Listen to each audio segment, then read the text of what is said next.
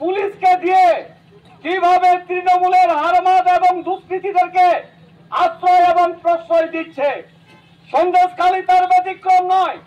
আমরা দেখেছি সেই লালবাগ থেকে শুরু করে আমাদের বটতুই থেকে শুরু করে এই সন্দেশখালী শিবপুর থেকে শুরু করে একের পর এক কিভাবে পশ্চিম বাংলার নারীরা আজকে লাঞ্ছিত, ধর্ষিত, অপমানিত, গঞ্জিত হতে বসেছে। আমরা জানি না যে পশ্চিম বাংলায় আমরা বাস করছি না কোনো একটা খালিস্তান দেশে আমরা বাস করছি, আমরা জানি না। আমরা বলি সবকা সাথ, সবকা বিকাশ, সবকা বিশ্বাস, সবকা প্রয়াস। আজকে সমস্ত